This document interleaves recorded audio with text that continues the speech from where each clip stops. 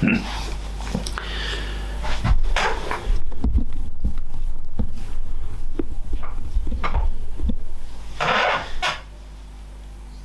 guys, welcome to the latest episode of Beyond the Tape. This episode's going to be a bit of a different one. We're chatting with a guy in the media industry, which is, I think, the first Australian media guy we've chatted to, which is rad. Before we move on to that though, let's talk about our sponsors. Of course, we've got Canyon on board. They've been huge for 2021. Their range of bikes is just getting better and better.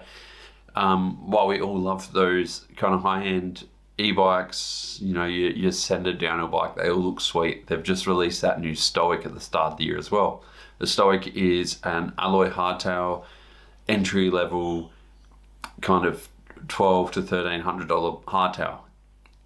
Even though it is that kind of entry-level bike, it is absolutely sick. It's got the geometry to go on cross-country rides, but it's also got the ability to go to the dirt jumps afterwards. You can race downhill, you can do epic all-mountain rides, you can do whatever you want on this pretty much. In fact, Aaron Peltari, Troy's mechanic, has built up a sick AXS pike-equipped looking rig over on his Instagram, so go and check that out. It's pretty sick. I can't wait to see what Baxter does on his as well.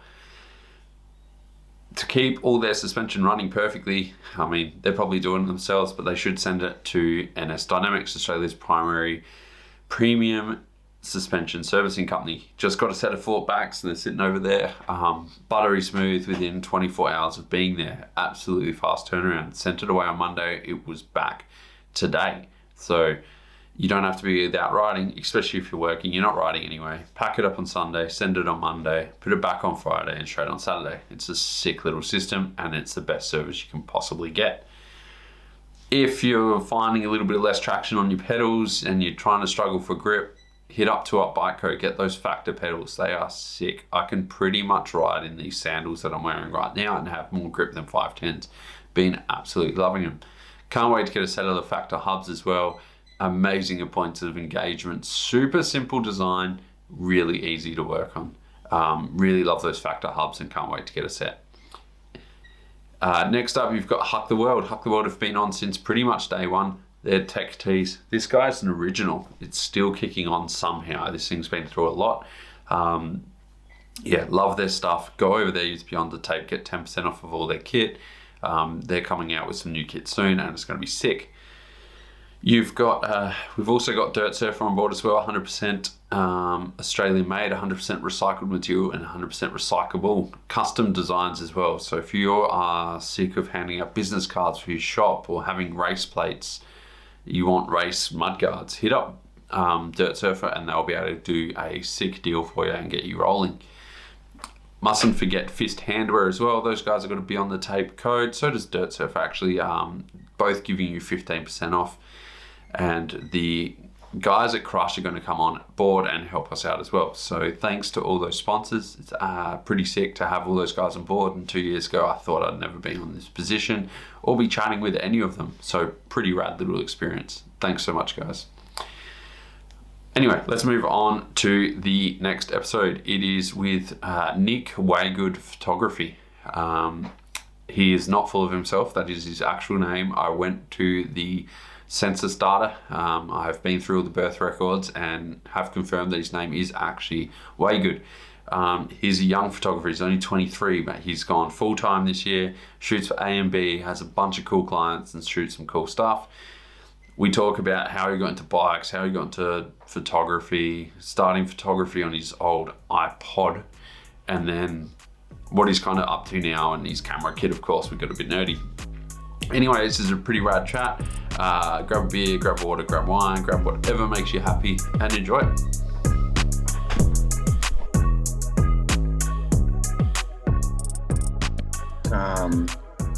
Trek Bicycle came to me looking for some, I've done a bit of work for them in the past, and they kind of came to me looking for some interior and exterior shots of their new shops they've just renovated. So it's kind of been a little bit of a project over the past week. Did the interiors last week, shot the exteriors over a couple evenings in the nice light, and yeah. Sick. They seem to be like upping their whole retail thing, hey? Yeah, I think just following suit from what they're doing in America. Yeah, like the bike shops in America are really clean and not neatly laid out, but in Australia they're kind of lacking. And I suppose now that mountain biking in Australia is getting a lot more attention, um, they're starting to pour more money into how their stores look, as well as sending us more bikes and more people riding. I guess like when you're paying 20 grand for a bike these days, you don't want to walk in and have the dodgiest looking shop. Yeah, exactly right. Yeah. That's a pretty good little client though. Yeah, it's made that one. That's just through a contact. One of my mates who used to do a bit of bike reviews with A&B, he kind of, or he still does a bit too. He came to me a while ago that they were after a big photo for fill up a wall space. So I got a photo in one of their stores as well. It's about 8 meters long and 3 meters tall. It looks amazing. And then, yeah, that just turned into more work and doing these exterior real estate kind of things. Sick. They kind of awkward to shoot. Sorry? Are they kind of awkward to shoot? Like those the real estate kind of stuff, or the Yeah, I guess so. It's we shot the interiors last week during a weekday, so we didn't have to deal with customers too much. And it was just kind of like make sure that the store's all clean and everything's presentable, and all these little tiny bits in the corner, make sure they're out of the corner, and just less. If we do more work on location, that's less work I need to Photoshop or spend time photoshopping things out. And but yeah, don't you love just spending hours on Photoshop though? Literally spent about 4.5 hours on Photoshop this morning doing these exterior shots we shot last night. Got about 3 photos done. Yeah, sending me crazy. That sounds good. Yeah. Are you keen to just jump in or just keep going? I guess so. I'm a little bit nervous, but everyone's nervous for some reason. But we've literally chatted shit so many times at events, like it doesn't really matter. Yeah. Camera in front of my face and the little recording thing. Yeah, the little red dot. Easy, man. Nick Waygood, do you want to kind of tell us about who you are? So my name's Nicholas Waygood.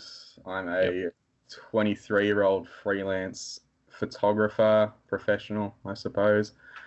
It is my only job now. I went freelance as of this year. I quit the bar job, coming into the end of the COVID times, I guess.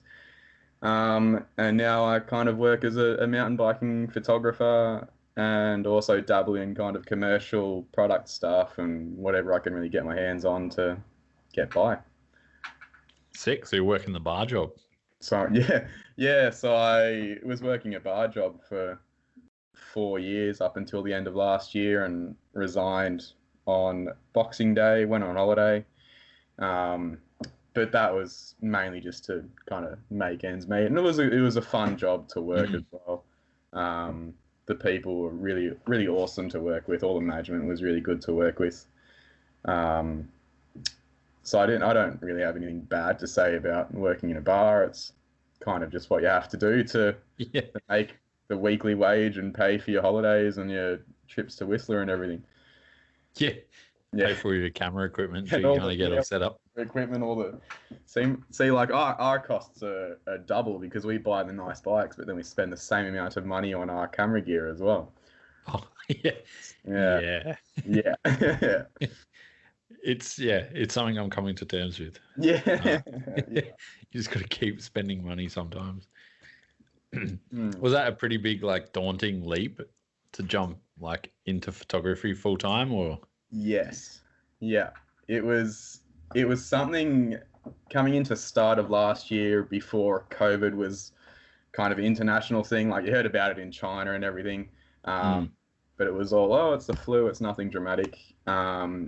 I was getting ready to resign from the bar probably around when we went to do Bright National Champs, which is March last. Just like flat out getting bookings and getting all these other jobs aside from mountain biking as well. So I was really busy, and figured the best way to deal with it was to either slow down on the bar work or just full on resign and take the leap. And then COVID hit, and I was like, all right, let's slow down for a minute. All my events, all my jobs just got cancelled. Not making any money. Let's figure out what we're going to do for the next 6 to 12 months while the world figures itself out. But yeah, then things kind of eased up a bit. The booking started coming back in. All the events started kicking off again coming into this year. And I figured it's time to just do it. I was flat out working 20 to 30 hours a week at the bar, and then spending every waking minute on photography and working that as well. So I thought, take a bit of a load off and just full on send it. Why not? Yeah, why not? Yeah, exactly right. And then I don't think for me, it didn't really set in until February, maybe a month or two into it, when it was kind of like I had a couple quiet weeks, and I was like, right, what do I do to make money? Like, how can I pay for my weekly spendings when I'm not working at a bar anymore? I was like, ooh, this isn't good. I've got to figure something out. And I don't know, you just end up working through it. It's kind of like you can't quit 2 months into doing something like that, I suppose. You kind of just work through it, and it all figures itself out in the end because you naturally just keep on working. Yeah, it seems like you need a natural proactivity to be able to be successful. Yeah. Like, you can't just wait for stuff to come to you. No, exactly not. Exactly right. If we wind back the clock a little bit though, like, you're obviously into mountain biking a bit, right? How did you kind of get into the sport and the scene and everything?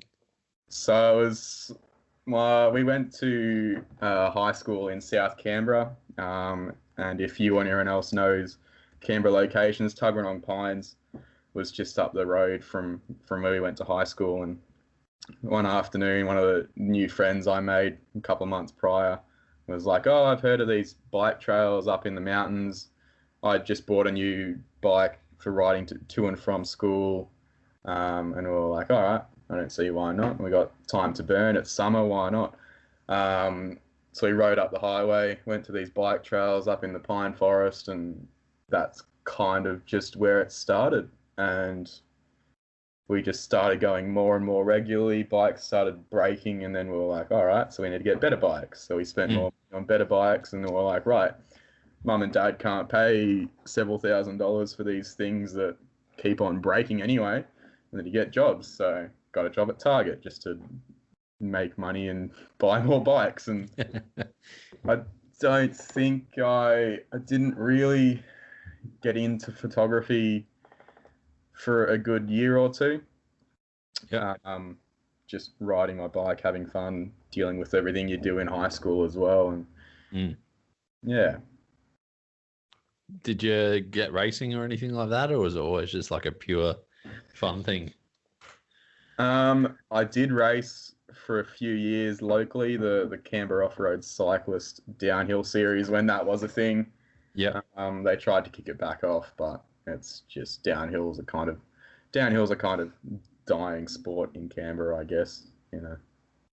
Yeah, right. A way to put it. It's all enduro in Canberra at the moment, which is good because I've got a good enduro series going on as well. But yeah, did a bit of downhill racing, bought downhill bikes. The last downhill bike I owned was a 2008 Giant Glory, black and white. That thing was an absolute tank. Yep. But yeah, I was never that good at the racing. I kind of just did it for a social aspect with friends, and also it was local clubby kind of stuff. So it wasn't anything really to stress about. It was just a whole lot of fun for a Sunday, riding bikes and getting times and competing against your friends as well.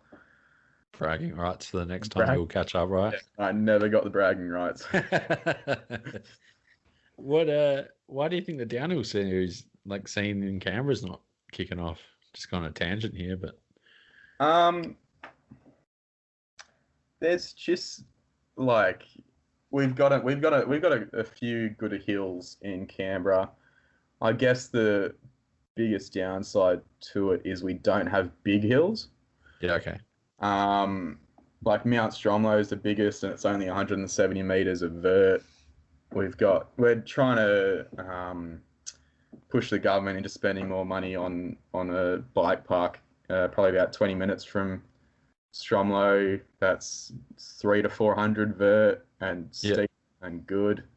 But that's just something that's a work in progress. So it's not to say that downhill's never going to be a thing again. It's kind of just everyone's gone to this enduro thing, and now the enduro club rounds are 200 people sold out each round, which is pretty big for Canberra. Well, that's really big. Like we had Josh Carlson coming along to quite a few of them as well through COVID, and a lot of Canberrans, but also out of towners and from Wollongong and Sydney and Cooma and the rest. But yeah. Interesting. Yeah. I was just wondering because we had like a race on the weekend. I think we had 47 elites. I think we had 13. What was that? Sorry? Downhill race? Yeah. Yeah. So we had 47 elite at a South Australian like downhill race. That's like that's like national champs numbers. Yeah, it was ridiculous. And I think there was like 20 novice. And see, that's and that's the thing. Like, it's not like downhill's a dying sport in Australia at all. It's like Victoria's got it really well. South Australia, Adelaide, you've got heaps of numbers coming to your local races, and it's just, I suppose we just don't really have the terrain for it anymore. You guys just need to grow some hills. Yeah, just need to grow some hills, move some dirt around. Yeah, I'm sure Mike Ross would be keen for that. Yeah, he's keen on slinging a shovel, isn't he? And flipping dirt to dirt. Absolutely. So like you were racing for a while there and doing all that type of thing. What kind of attracted you to the photography side? Was it because you weren't winning, or? It was probably around the same time we were kind of racing a bit as a group of friends. We're also filming all these little iPhone or iPods. Sorry, we didn't have iPhones back then. We had little iPods that we had our parents buy us, and we'd film little edits on those, put them together, put them on YouTube, and kind of just developed our skills from there.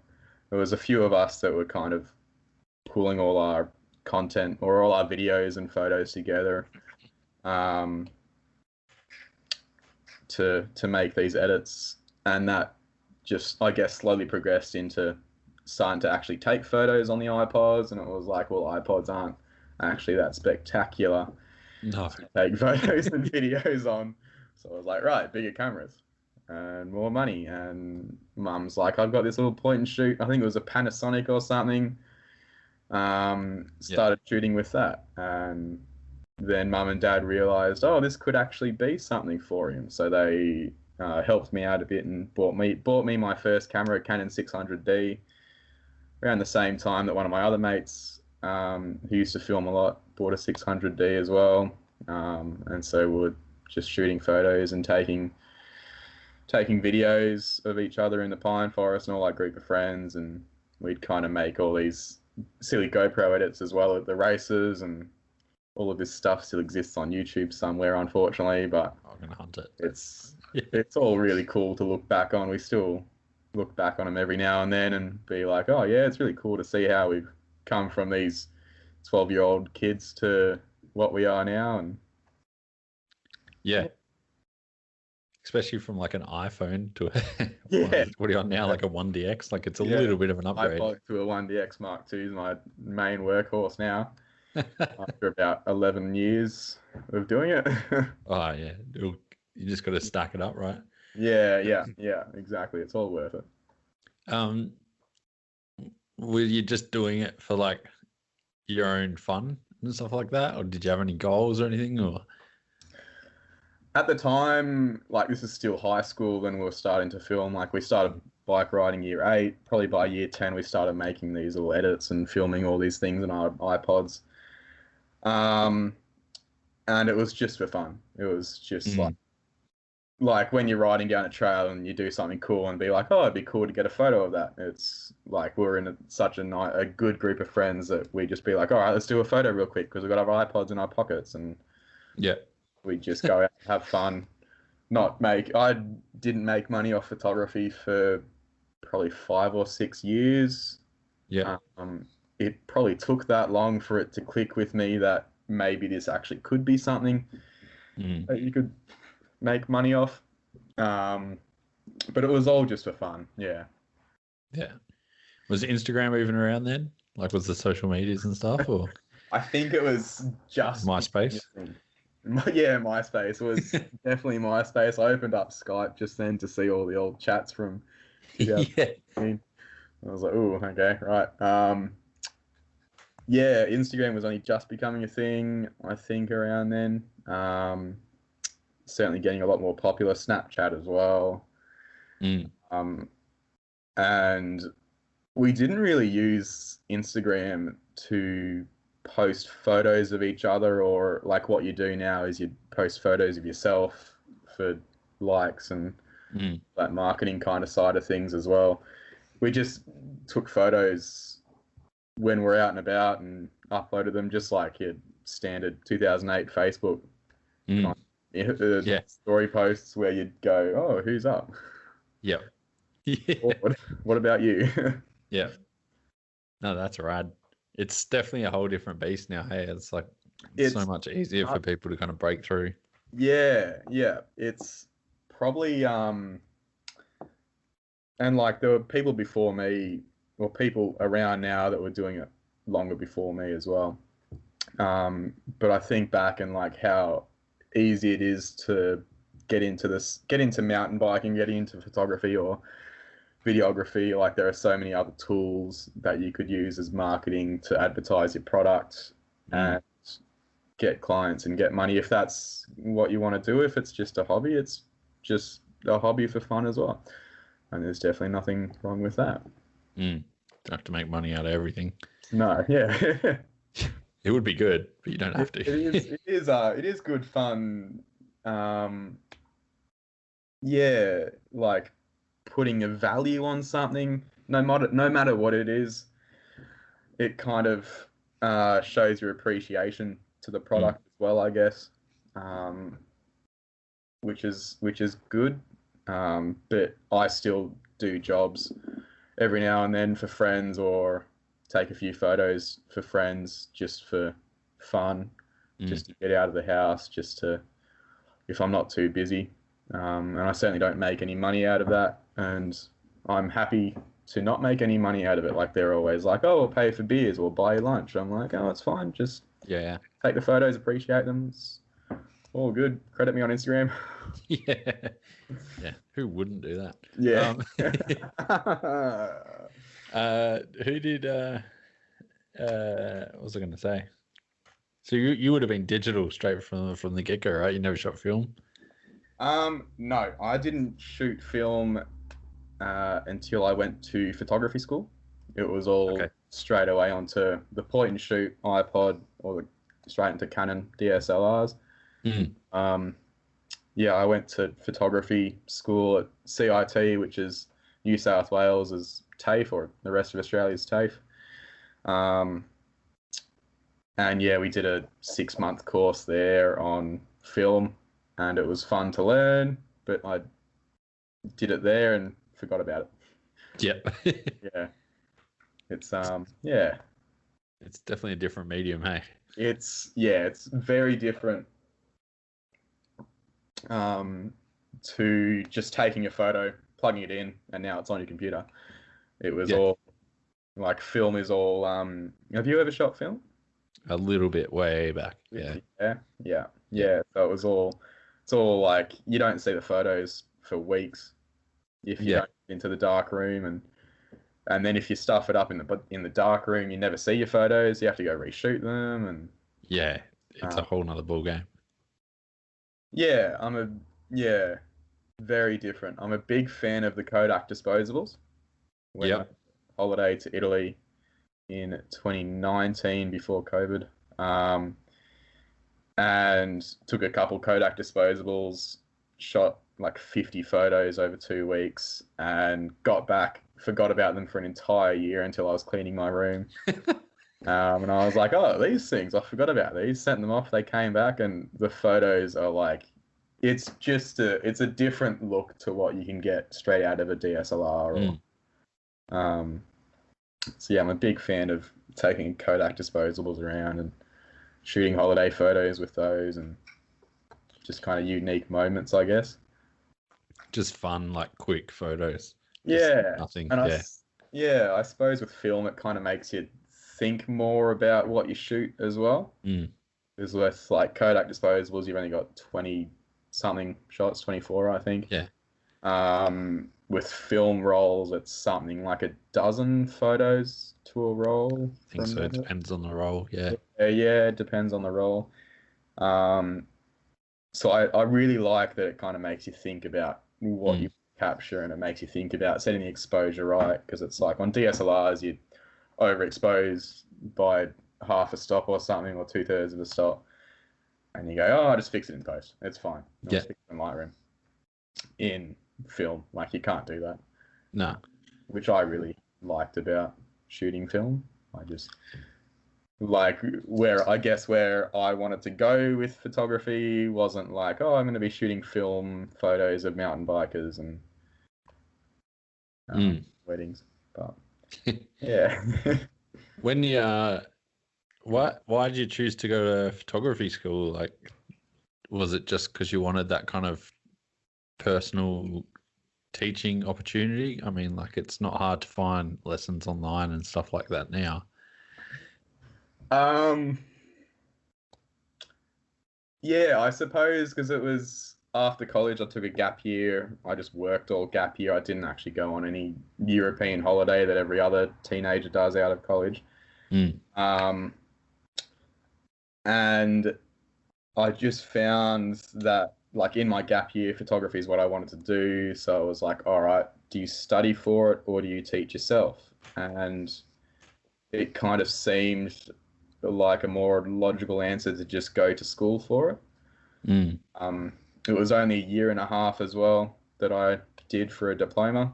And it was like 4 to 5 days a week, 12 hours each day in computer labs or in studio. And it kind of just helped me again realize that photography is what I wanted to do, and that I was half decent at it as well. And so it just seemed like the kind of logical way to go about it, I guess. I tried to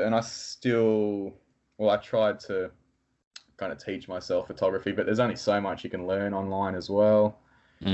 And the course I did in Canberra is like one of the best in Australia as well. There's only a few kind of Australian photography courses you can do at a school. Yeah. Was there, I guess you would have had to do a broad range of like tasks and shoots and stuff like that, right? Like, you couldn't have just shot mountain bikes for the whole year and a half. No, certainly not. It was all very heavy studio portraiture, flash lighting. That was definitely a big aspect of it, learning post-production as well. And then there's also teaching kind of the business side of it. A lot of the business side of it was teaching how do you quote for weddings, and it was all very wedding focused, the business side, which is good that it translates over to other styles of photography, or just running a photography business. But then we also did a unit where we did a lot of landscape, real estate, vehicle photography, kind of shooting on location, being creative with portraits on location in studio.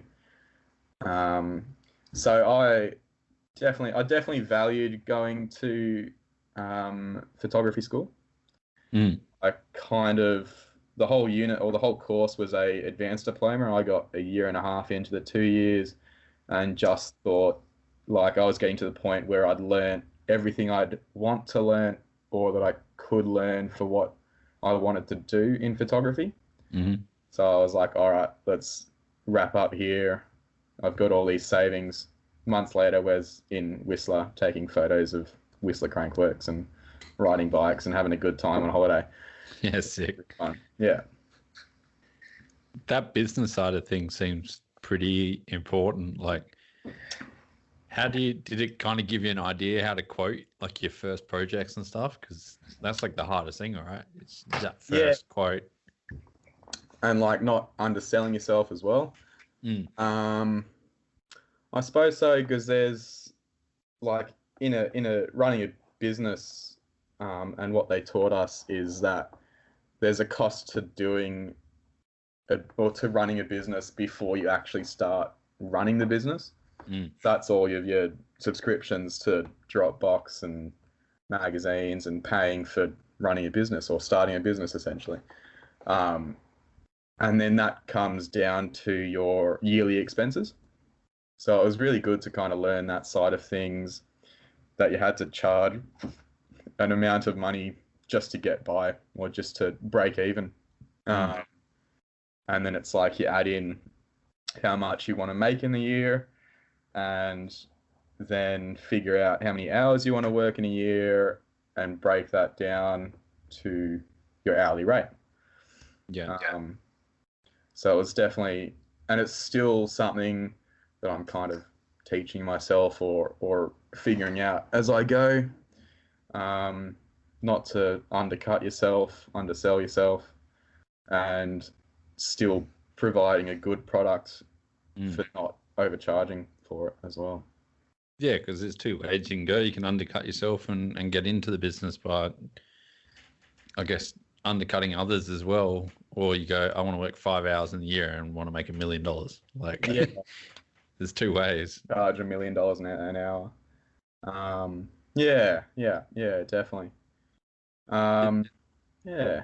It's definitely a trap. Did you ever fall down that trap of like undercutting yourself and doing things too cheap, or? Certainly when I started. Yeah. I didn't, like, this is before photography school. This is late high school, or probably more college, when I started kind of making a couple bucks out of it. I just started taking photos. I put them online into a kind of online album that you could put your photos into a shopping cart, buy them for, I think I charged something like $5 for a low res photo.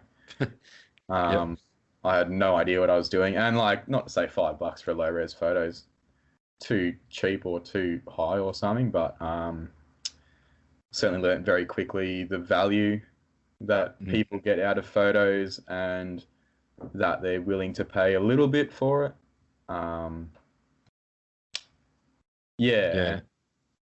Doing that, just selling rider photos from, I got myself to national champs and to Cannonball Festival when it first became a thing. I think I got to the second or third Cannonball Festival and been to everyone ever since. And just doing those rider photos things, and eventually got noticed by other photographers, and they're like, hey, like, your prices are too cheap.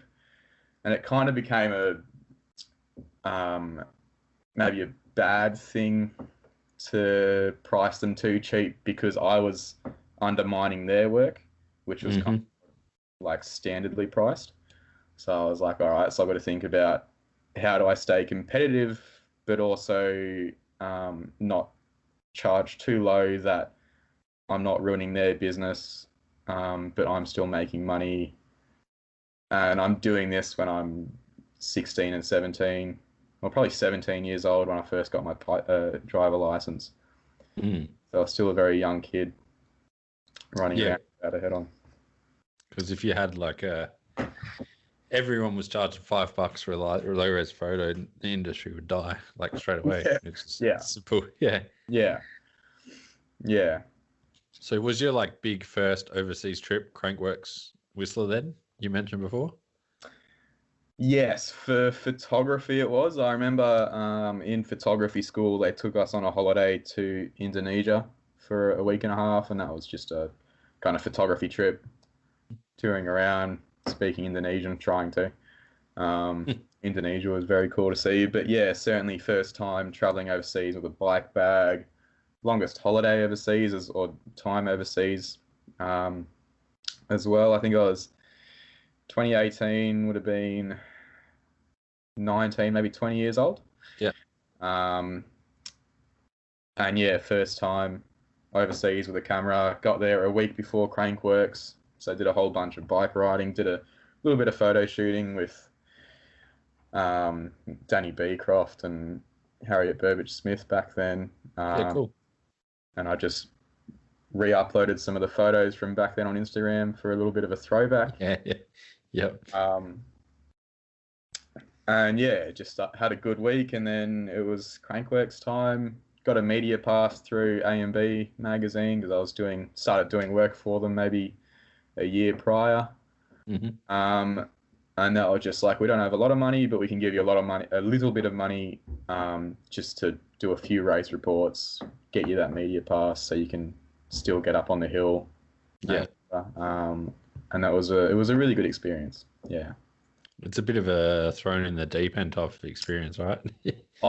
Yes, definitely. And I first realized I got thrown into the deep end when I got to Vancouver and the apparently organized bus up to Whistler, which if you've never been to Whistler, it's about a 2 or hour and a half bus ride from Vancouver to Whistler. Got to Vancouver to find out the people holding names up didn't have my name on them, so I was freaking out as a 19-year-old. Yeah. And I walked up to the information desk and I was like, I'm meant to have a bus to catch. I think it leaves in like 5 or 10 minutes and I don't know what to do. Like, and they're like, oh, Yeah. what company was it? This company. Oh, just step over here. There's that lady. I'm like, oh my God. Yep. This is real. And then, yeah, starting to shoot Whistler Crankworks as well. It is an absolutely enormous event. It's 11 days of shooting. The first event we shot was EWS, actually. So that was, I'm up on the hill at like 2,000 meters elevation over this massive mountain range with my camera, freaking out. Yep. Like, oh, this is what I want to do. Yeah. I'm doing what I do now. Yeah. Were you able to kind of live in that moment though? Like, I guess a lot of people get over there, do all their work, get home, and then they don't really take the time to experience it. Yeah, that's kind of why I was there for just over 3 weeks in total. So yeah, had a little bit of holiday time in between. And it was good to have that holiday time in between as well, because that's when I could experience a bit more, when it wasn't just me working to take photos. But then also, like, for me, taking photos is such an enjoyable thing to do that, like, I was kind of living in the moment a little bit, just by being there. But certainly, like, that first few days of Crankworks, when I'm up on the top of the mountain looking over top of the world, I'm like pinching myself. Yeah, this is real. And there's like Mad Dog Boris over there, and he's like, hey, what are you doing? And having a chat, and all the other media guys that go to those big events that you see all over the place. Did you get more starstruck by the photographers than you do from the riders? I think an equal amount. Okay. Like a few days out from Crankworks starting off, all your elite riders show up, and I get onto the chairlift, and there's a few of them speaking German or French or something, and it's Janon, the canyon, or used to be a canyon rider.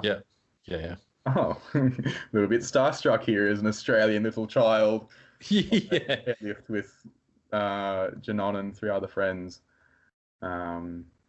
And they're like, oh, how are you going? I'm like, good. Yeah. I'm great.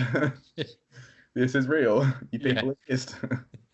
You guys actually speak. Yeah. Yeah. it's a weird experience. I definitely get it. I very quickly, like, it didn't take long after that to realize that these like pro level athletes are just people, and their job is to just ride bikes, and they have a lot of fun doing it, obviously, because they just keep on doing it and keep on doing it. Much the same that working as a photographer is just heaps of fun, so you just keep on doing it. Yeah, exactly. Yeah, that whole they're just people thing takes a while to settle in. I think one of my mentors introduced me to Caroline Buchanan. Yep. And we're still friends, and that was the kind of first realization that they are just they're just normal people. And I was like, okay, right, it's time to stop being this anxious little child. Yeah. Well, if you're a super fan, it just gets it doesn't make it any easier as well. Yeah. Especially if you're filming and then you're on the side of the track and you just want to holler at these people, but you can't get on with your microphone. Yeah, and it picks it all up and you're going, oh my God. Yeah. So what events did you kind of shoot at Crankworks? Was it everything?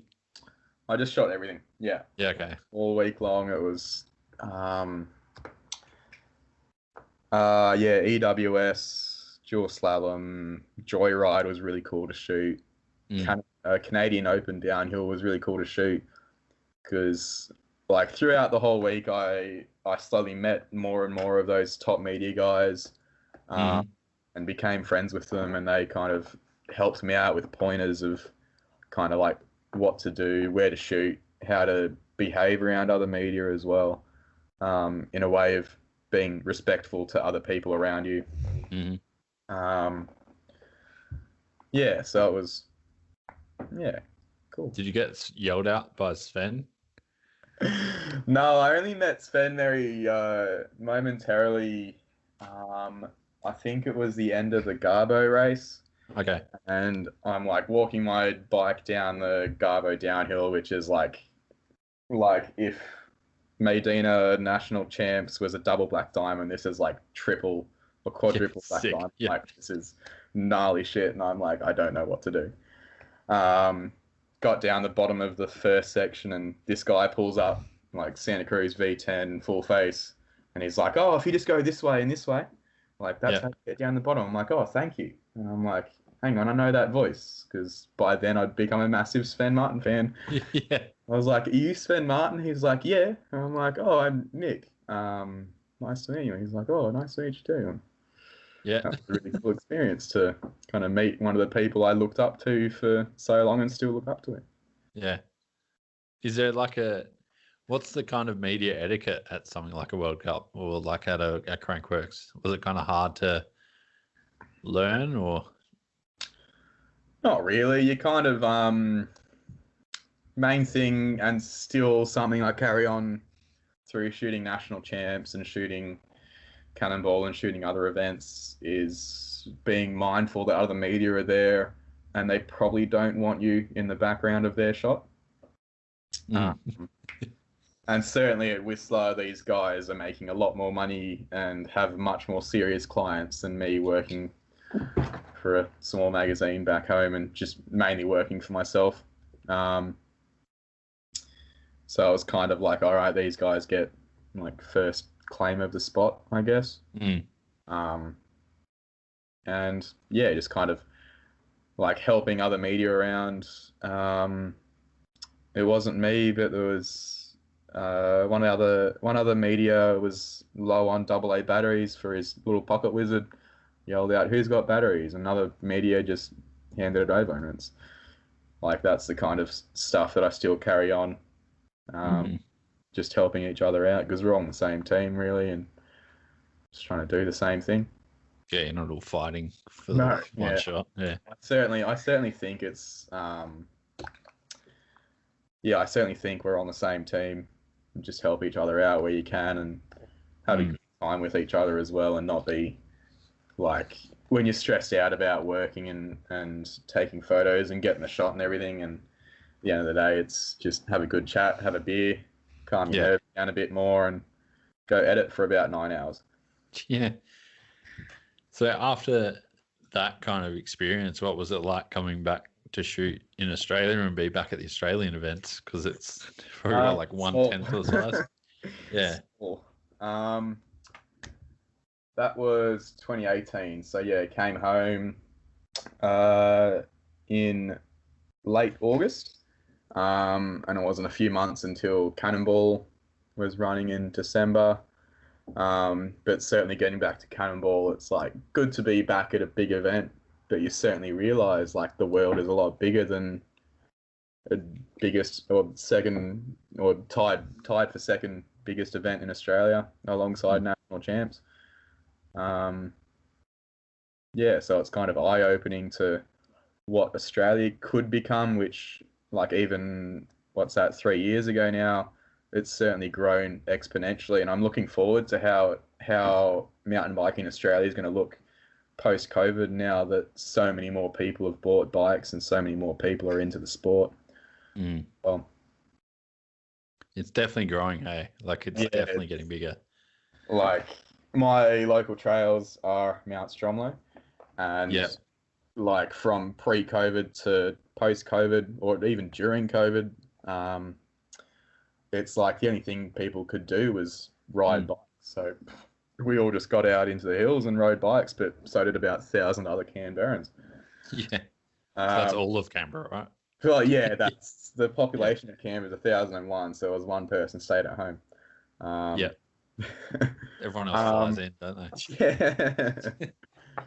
But yeah, it was like, right, this is finally happening. Like mountain biking is becoming more of a thing in Australia. When like I talked to friends I know who were mountain biking back in the late 90s, and they're like kind of mentor people to me, and they're like, right, yeah, like we started the Pump Truck National Champs in Canberra, which is a suburb two suburbs over from me. I'm like wow, why didn't mountain biking kick off more after that, and after World Champs as well in 2008 and 9, I think. Yeah. 2 years at Stromlo. But yeah, it's exciting to see that it's finally happening and getting a bit more recognition from overseas companies. And yeah. I think the events are getting better as well, because it seems like the brands are taking that money and that extra interest in investing them in the events, and promotions are getting better. Like National Champs this year was sick. Like that event as a whole was amazing. Yeah. And certainly after a big year of sitting inside all day, every day, getting to National Champs at Medina and realizing like this is a well-organized event. And maybe it's because brands have gotten behind it, or maybe it's because finally realized maybe we need to kind of act a bit more on organizing events properly and running them properly. But yeah. Definitely think there's more room though, but yeah, it's going to be sick. There's always space to grow, and it's never like you kind of get to a point where it's like, right, there's nothing else we can do now because we've reached the top. Because there is the top. You kind of just keep on pushing for more and more. That's it. So you came back from Whistler and then you were shooting some local events and stuff. When was the time you started seeing more and more kind of, I guess, paid work from the industry start to come in? Not for... A lot of my work at the time was focused around AMB mag, just doing product reviews and shooting the events here and there for them, even local club races or the bigger events as well. I suppose kind of at the time I wasn't that recognized outside of the magazine.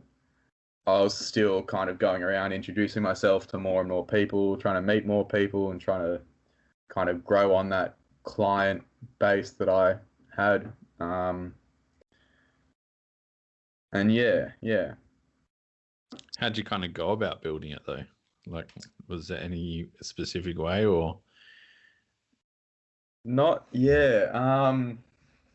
For me, it was just going to events, talking to people, and you eventually talk to someone and they're like, oh, I actually run this company, or Yeah. it's like, okay, right, like let's do something.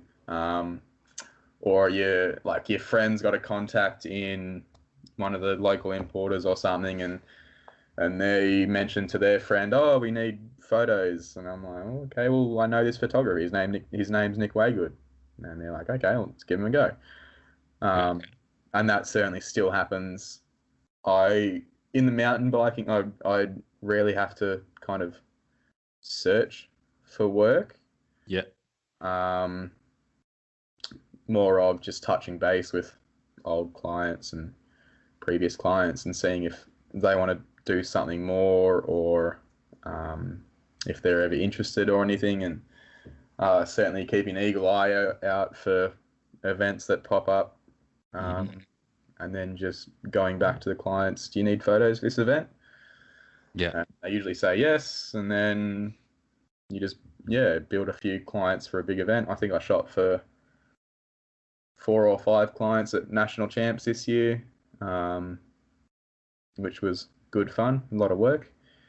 But yeah, just like building on that client base to get more work. How hard was it for you to balance like shooting for 5 clients at Maydeen, or is it pretty hard? Or it was it's a lot of organizing, and then also just being there for the moment, because it's like a lot of the clients were just after photos of their riders or something, downhill or XC. So I just had to be there for the moment, get those photos, get some kind of photos around the pits as well for a couple clients, and but then also get all of the race report. Well, I wasn't writing the race reports, but I was shooting for the race reports. Yeah. For the magazine as well. So it was about like 12 to 15 hours of up on the hill, and then 5 to 6 hours of editing, bunch of photos. I think I was getting to bed pretty reasonable time, kind of 11ish. So I lucked out a bit, or got lucky there. Yeah, that's pretty reasonable. Yeah, not 2 a.m. Cannonball's definitely 2 a.m. each morning for 4 mornings in a row, and then you wake up at 7 and you're back up on the hill at 8. Yeah. It's good time. It's all in good fun. Yeah, I miss it. Keen for this year. I must admit, I don't know if you saw Ryan Finlay out on the hill at Nationals, but he definitely had a big week of work. That's for sure. Oh God, yeah. I think he had a good holiday afterwards. Yeah. I was talking to him. He's like, oh, I haven't. Before national champs, he put the camera down for a few days. I think he said, just to kind of get away with it, get away from it, and then probably after national champs, he certainly put it down. After national champs, I didn't touch my camera for a week and a half, maybe. Yeah. It's just like that much time with that big brick in your hands. You're like, oh, I just need to sit down, have a mini holiday, ride my bike again. Yeah. Out all the stresses. Actually ride your bike? Actually ride your bike instead of watching people ride theirs. Do you ever find that kind of hard to deal with? Like you're so stoked on riding and stuff, but all you do is end up shooting it? Not really. Certainly at national champs, I wish I brought my bike, because I got there the Monday before the event, and everyone's there with their bikes, and I'm like, I didn't bring mine, but I could have gone for a few laps and shot some stuff further up the hill and that I didn't have to hike to. But I don't know, like at events like Cannonball and national champs, when I don't have a chance to ride a bike, I certainly don't miss riding that much, because you're still like surrounded by bikes and surrounded by the people that you usually ride with or that you're usually around. So I usually don't miss riding bikes that much. And even then, when I do get home from big events like that, I sometimes still don't touch my bike, just because it's like I just need to get away for a minute, think about something else, go on some hikes or something, and sit in front of the waterfalls. Yeah. get away from like the whole industry for a week or two. Yeah. Definitely feel you on that one. Yeah. What was like a day for you at Nationals like? So usually I think I was awake just on 7. I Yep. have breakfast, have coffee. I think I was usually have a very fiber-filled breakfast because they keep you a bit fuller for longer. So then I usually skip out on lunch. Yep. Make sure all the batteries are charged. I've got memory card in my camera. Good test I do before I walk out the door is I turn my camera on and make sure that the numbers where your memory card is come up and that your battery's not flashing at you. Make sure I've got all my gear, shoes on, and walking into champs. I was getting there kind of just before 8, which most mornings events weren't kicking off till 8:30, 9ish. So I'd walk around the pits, have a chat to people, and kind of wake up a bit more. And then from 9, it was kind of all hands on deck, getting shuttles, walking down, shooting everything, and so I'd shoot XC some days, downhill the other days, just to cover for A and B as well, because they wanted both events or the whole entire event shot. Yep. I'd be up on the hill. I'd have snacks with me, of course. Be up on the hill for 6-7 hours most days. Maybe come back to the pits for a quick stop off, refill water, get back up on the hill. Be shooting 9 till I think shuttle stopped at 4:35ish. Yeah, I think something like that. Yeah. A couple afternoons would spent some time around the pits doing some other stuff, but especially with downhill, when it hits 4:30 and it's last shuttle and everyone's home, everyone just goes home or they go to the beer garden and drink beer. So that was most afternoons, getting home at kind of 6ish, cook up some quick feed. I think I was having hamburgers or something, just something quick and easy to chuck on, cook that, eat that real quick, and then offload photos, back photos up, and then just sorting through photos and editing for 4 to 6 hours each night. Yeah. It's pretty brutal. It's big days. And I guess the good thing with Medina though is like the commute time was 0. So well, it was for me anyway. So I was staying probably about 2 minutes down the road. It took me about 2 minutes to walk to Medina. Yeah. Which was real good. And so getting like some days I'd come back to the house, offload photos, back them up, just so if I had a spare hour in the middle of the day, I'd go and do a little bit of work so I had less work to do later in the evening, so I could go to bed at a more reasonable time, so I wasn't too exhausted the next day. But you're going to be exhausted anyway, so you deal with it and push on, and it's all fun, and you just get I just get into the mood of taking photos and being around awesome people and being at an awesome event. That I just wasn't really tired. It didn't really catch up with me until a few days after I got home, and I was like, oh, right, now I'm tired, pretty exhausted. Yeah, you don't have time to be tired. No, yeah, exactly right. No. And people don't expect you to be tired. Yeah, you can't be. Yeah. Yeah, you're not allowed to. Mum said no. The brutal come down afterwards was, I was. Yeah, how were you like after national champs? We got sick. Pretty much everyone that came back to Adelaide got sick. I reckon it's because they kept us in this silly line at the COVID check-in thing. Oh. It took usually takes 5 minutes to get out of the airport here. It took 45 minutes to get from the aeroplane to the baggage. So I think it took me about 45 seconds to walk out of Canberra Airport. Nah. The SA Gov site went down, so we're stuck in an isolated room with 150 people just all around you, coughing. I mean, we had masks on and stuff, but it was just ridiculous. Yeah. Wow. So pretty much everyone from Adelaide that went over got sick coming home if they flew. So, Wow. Yeah. Right. Yeah. but yeah, my legs definitely hurt.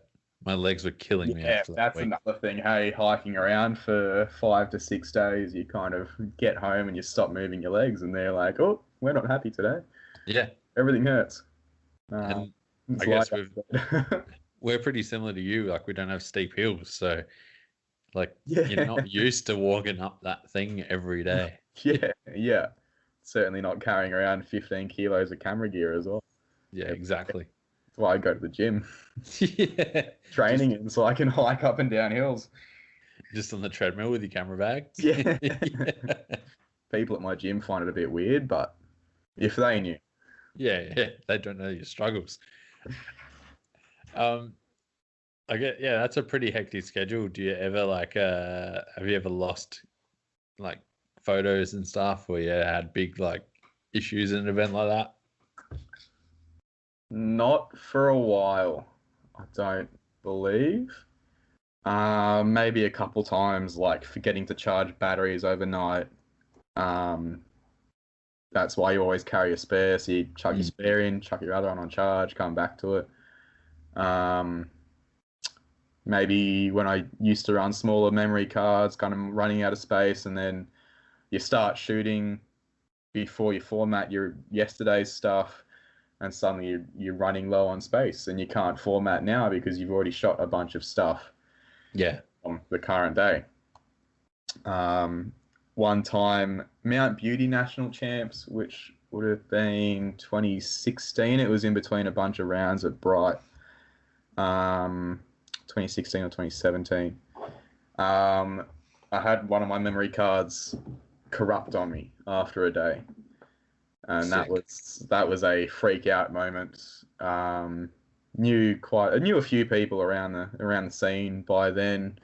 Spoke to a few mates, and then was friends with Ryan Finlay, and he helped me out massive with that one. He took me back to his laptop, and he's like, "Oh, I've got this data recovery software." Turns out pretty well. We saw that the photos were there, and so he's like, "Just don't format your card. If you format your card after it's corrupted, you lose absolutely everything, and there's pretty much zero chance of ever getting it back. So just put that card aside, got home, and then run it through this recovery software and got most of the photos back without any hassle. But after a few of those kind of experiences, I'm pretty careful or pretty mindful and very make sure you've got battery charge and your cards are matted in your camera and you've got spares of everything and all that Murphy's Law kind of stuff. Yeah. Because if it's going to go wrong, it's definitely going to go wrong on that busiest day. It will go wrong. What are you kind of carrying in your camera bag for what equipment you got? Usually all the camera nerds out there. Usually with mountain biking, 1 to 2 cameras. So at the moment, that's a Canon 1DX Mark II, and a second camera for events mainly is a 5D Mark III. Lenses usually keep, if I'm running 2 cameras, I'll usually keep a 72 to 200 2.8 on the 1DX and just leave that on all day. And then on the 5D, switch between a 2470 2.8 or a 15mm Sigma fisheye I'm running at the moment. Yeah. Maybe certainly like to at Cannonball because it's a very kind of it's much more of a pit focused event as well because there's all of your vendors and all your teams are right there at the bottom of the chairlift. So I usually carry something like a 35 1.4 prime lens to get some of those real shallow depth of field kind of pit photos as well. Big fan of those. But yeah, mainly 2 cameras, 3 lenses, fisheye, wide angle, zoom lens. You don't have to overcomplicate it, hey? No, you really don't. And certainly events like Cannonball, you're on a bike as well, riding down hills. So you want to keep your camera pack light so you're not having to deal with a heavy bag while you're riding a bike down a hill because everything's expensive. So usually run a pretty minimalist kind of kit for that kind of thing. hiking, I'm not too stressed about weight because it's kind of like you need the stuff to shoot, so you might as well have it with you.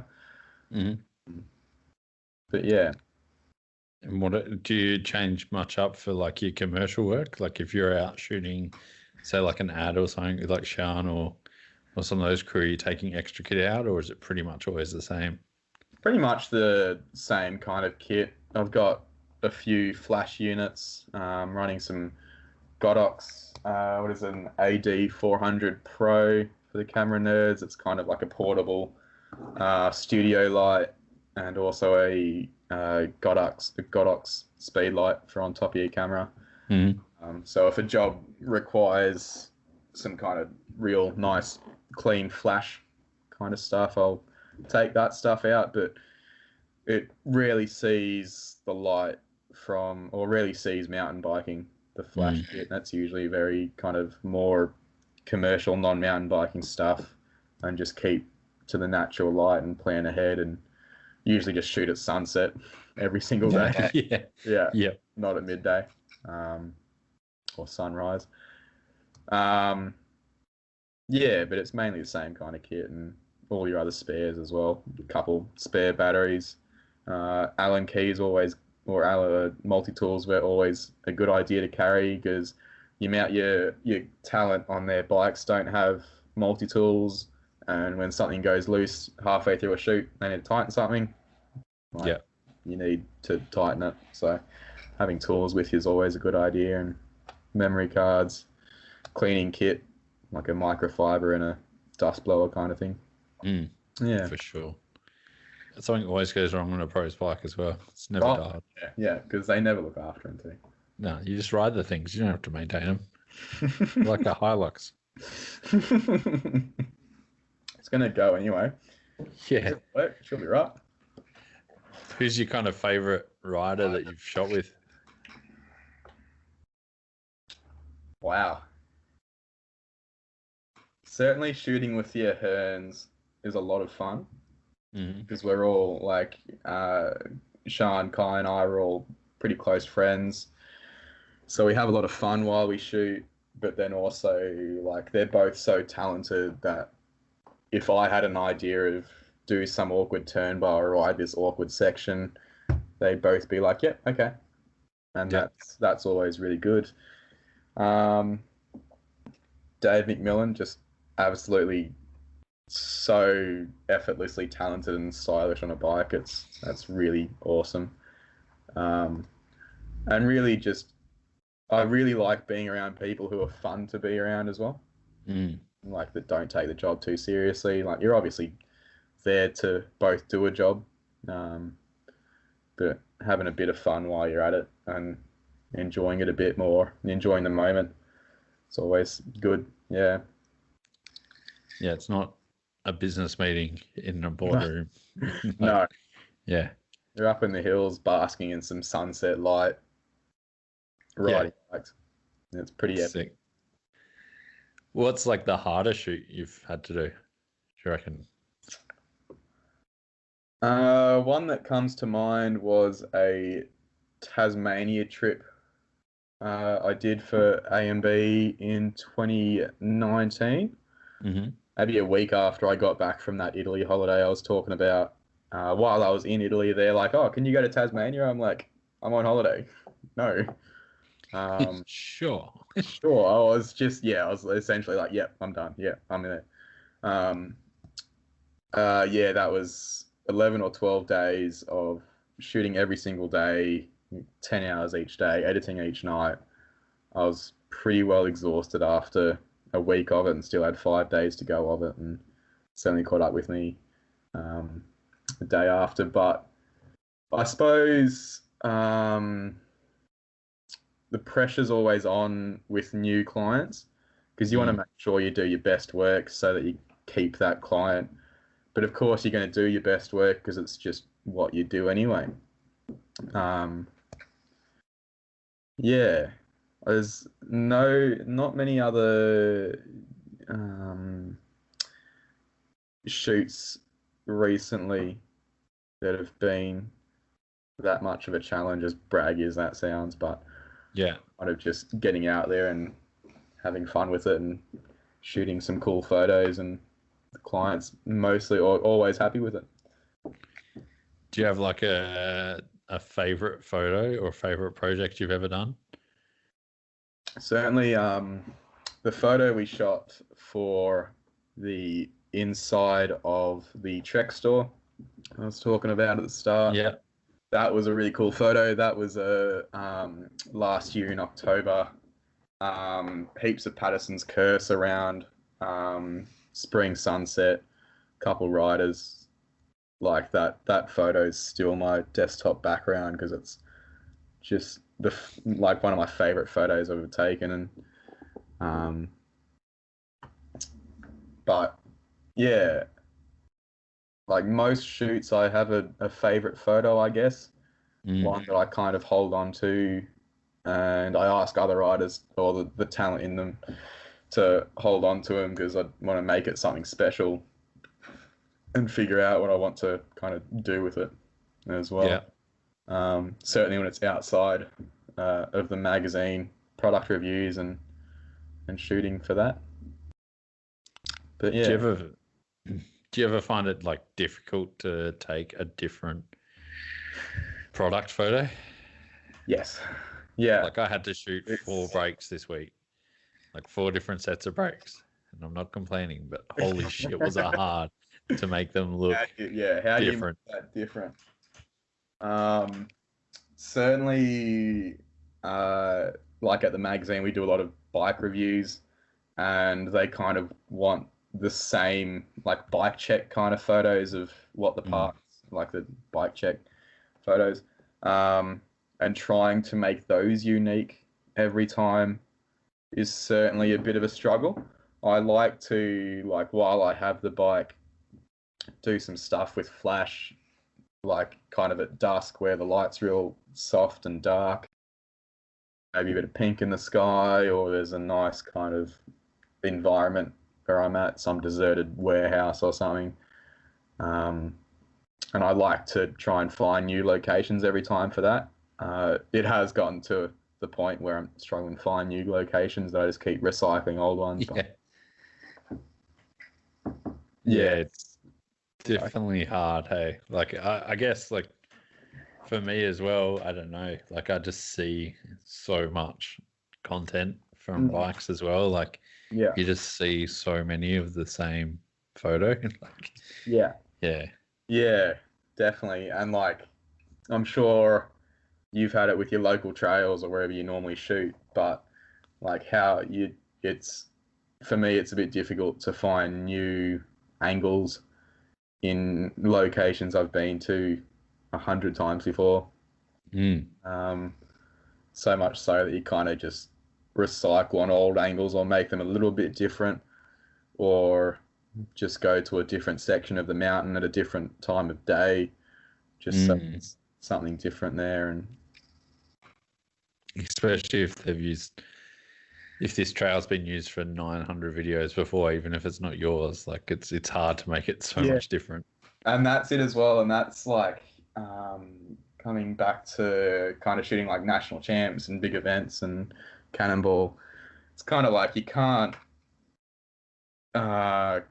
if you see a photo from another photographer, it's kind of bad etiquette to go and replicate it the next day. Yeah. Just it's a cool photo and you want to take it. It's a little bit different shooting a downhill finish line or something because you're all huddled up into the same little 1 foot square that you're going to get the same photos, but it's just how do you make them a little bit different from the other people around you that you kind of either stand out or it's just different. Yeah. It always reminds like that. I don't know if you ever saw that raw footage of like all the cameramen at one of those World Cups, like standing next to the jumps. Yeah. Yeah. I just saw that and I'm like, come on. It's just weird. Yeah, it's and that was something I noticed in Whistler was that's like very true in that they all huddle around the same kind of area because they've got different clients, but they need the same angle, I suppose.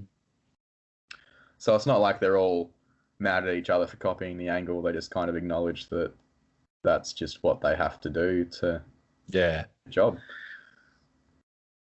Yeah. But I don't know. I just always like those photographers. Yeah, it always looks very funny though. Hey. Yeah. I think it's like Funked, Phunkt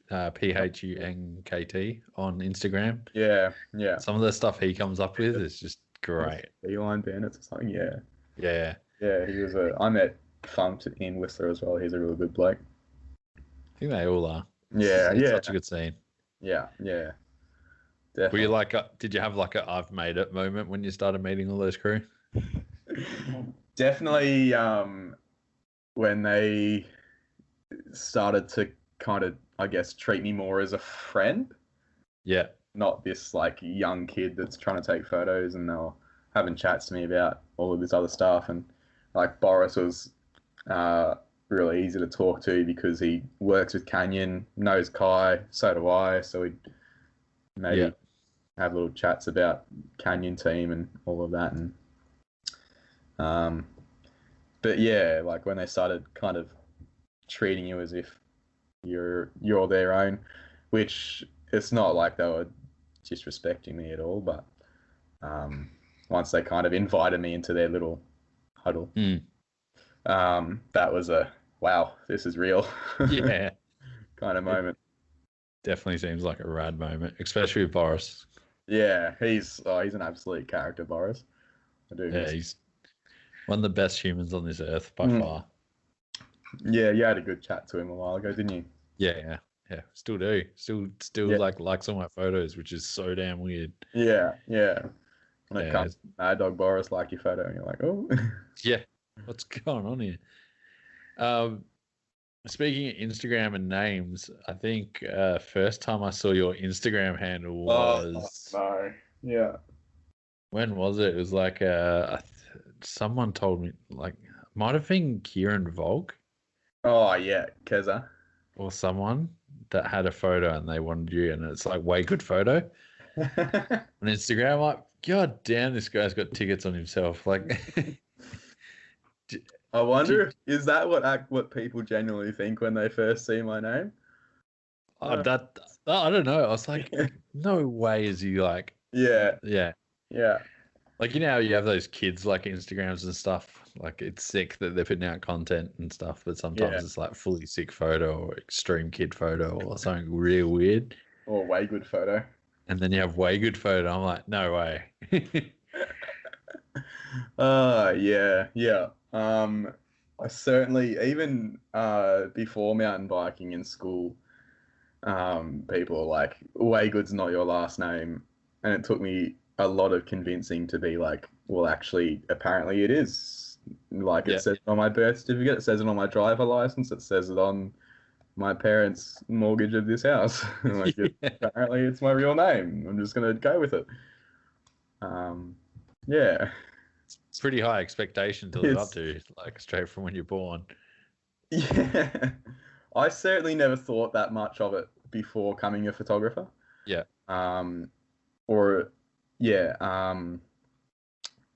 And I suppose just through time, it kind of became such a thing that, hey, I am Waygood, but not like Waygood, I'm just Waygood.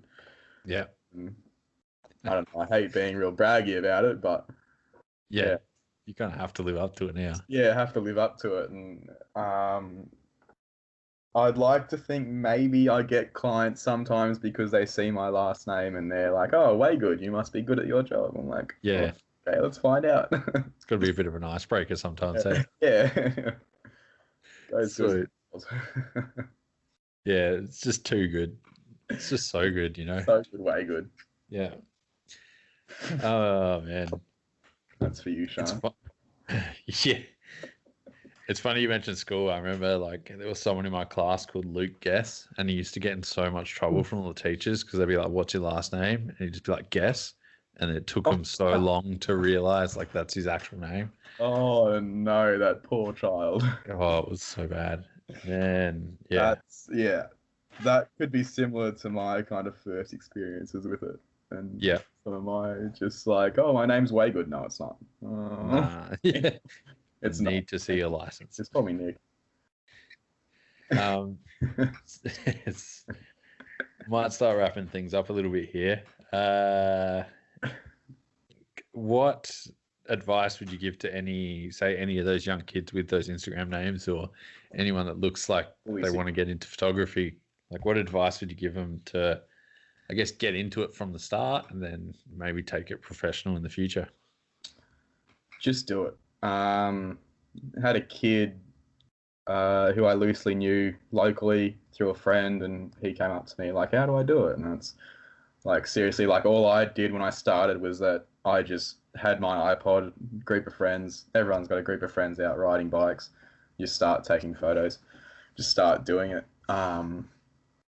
You very quickly realize whether you like riding bikes or you like taking photos, or even if bikes aren't your thing, and you want to do a street photography or you want to do wedding photography or whatever, it's kind of just a case of just go out and do it. You don't need a whole lot to start. Certainly these days, you just need your mobile phone and the willingness to learn. And you can definitely learn a lot of the basics online in your 1 minute YouTube videos. Yeah, just get out and do it. Don't be afraid to, because certainly, like when I started, I was certainly a little bit afraid to just go to these big events and start taking photos. But it's just how you do it. No one hates you for being there because you're a young kid with a camera. And I certainly like seeing these new photographers, new young kids with big dreams and small cameras come out and just taking photos for fun of it. Yeah, it's sick. Yeah, and I guess getting into it comes down to, with mountain biking, definitely going to events and meeting people, and just talking and meeting new people, taking photos, uploading them to Instagram, maybe tagging the rider in them. It's a bit of a like a how do I phrase it? Like, you don't want to go giving photos away, of course. And a good way not to do that is to sell rider photos to riders.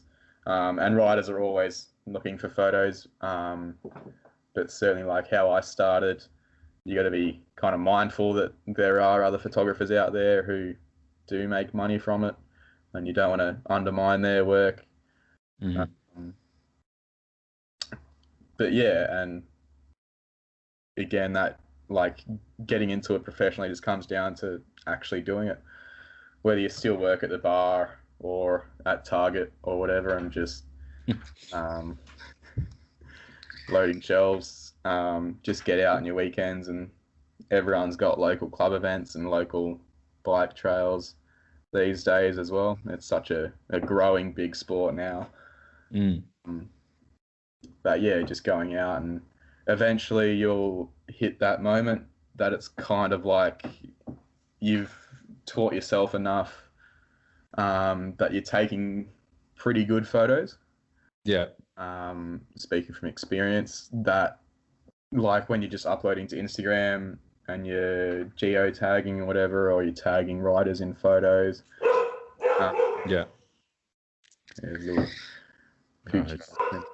Getting excited. Good to hear you back. Where was I? Yeah, just eventually you get noticed by a brand or a bike park management page, and they're like, hey, this is really cool. Like, can we buy this, or can we do something with it? And that's a real easy way to get into it. And Instagram makes that so easy. It's just being mindful that there are other photographers out there trying to actually make a living and pay for their fuel every week. Yeah, exactly. Instagram's definitely made it way easier too. I mean, after that little bike check I did with Connor and something I did with Jackson through, like the guys from Race Only Springs just like reach out by Instagram. It's like, Jesus. Yeah. Like it's such a weird experience now. Yeah. And I bet for you that was like, why is this happening? But it's happening because you just went out and did it as well. Like you obviously, like you go to races, you meet these pro athletes, and you're like, hey, can I take a video or do a photo with you or do a podcast with you? And it just snowballs and grows into something that can become sustainable, or just grows into something that is a hobby that you do for fun and go to races, have a good time. It's definitely a sick kind of part of the industry. Like I think it's one of the best for sure. Yeah, definitely. Do you regret anything over the last few years about photography or anything? Not leaving the bar job earlier, or drinking too much at the bar job before photography? I was a professional alcoholic at the bar job. No. I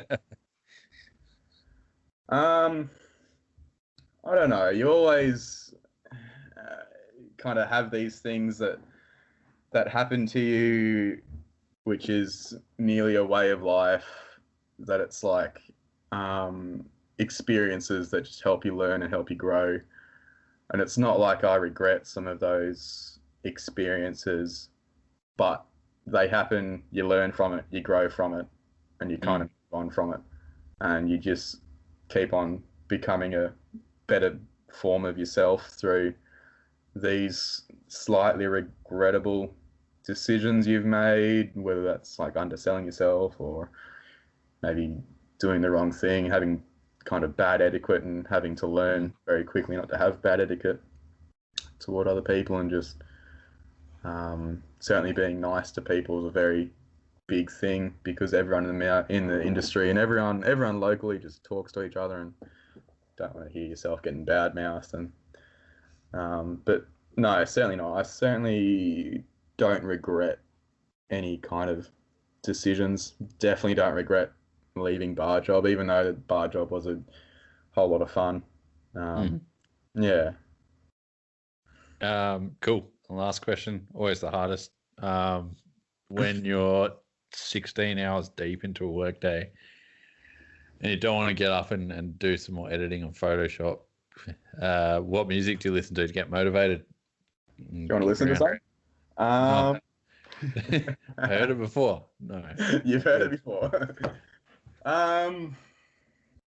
During editing days, I like to listen to kind of upbeat EDM style music, just because it kind of, I feel that the higher beats kind of keeps me a bit more focused.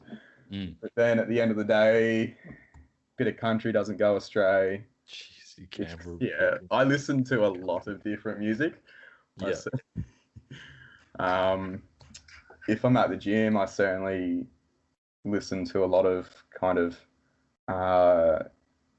pop punk music. Yeah, okay. Back in high school, just something dramatic and something completely different to what I listen to every other day. Yeah. Through the day.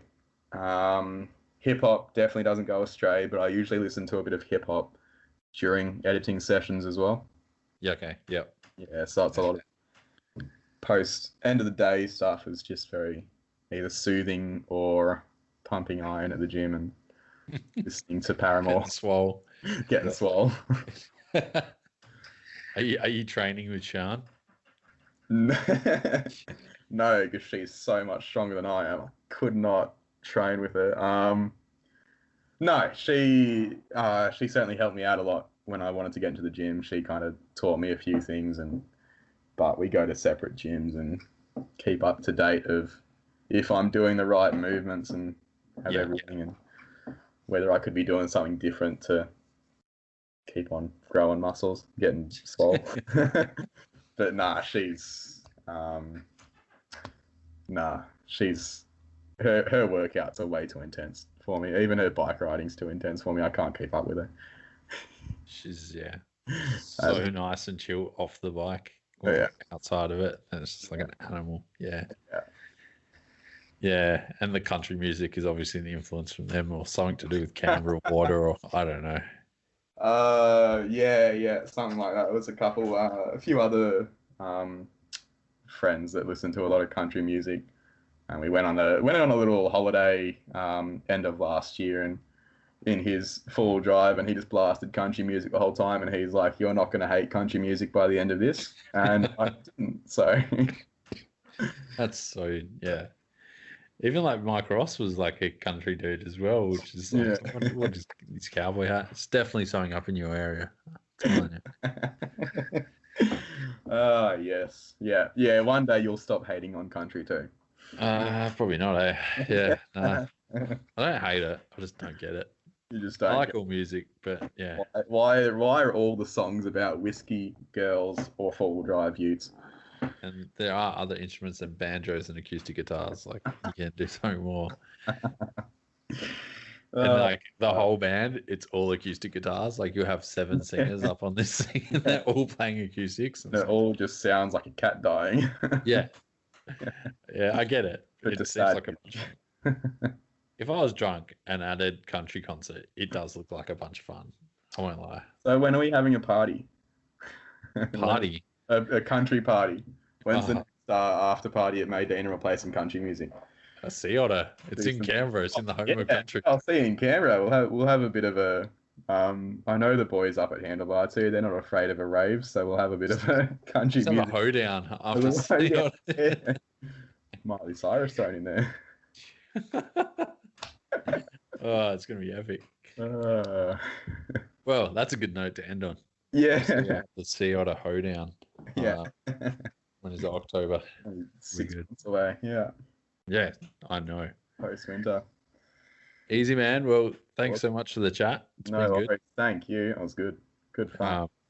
Yeah, thanks for all your support. And Yeah. Thank you. Thank you for asking me to do this. Hopefully, I gave a bit of insight and a bit of stories and. I think it was good. Yeah, I think a few people will bust out their iPods and start taking some Yeah. photos. Yeah. Definitely. And listening to country music.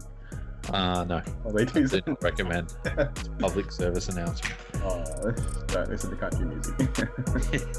Easy, man. Well, yeah, thanks so much. Thanks for your time. And we'll chat again soon. Chat to you soon. Have a good one.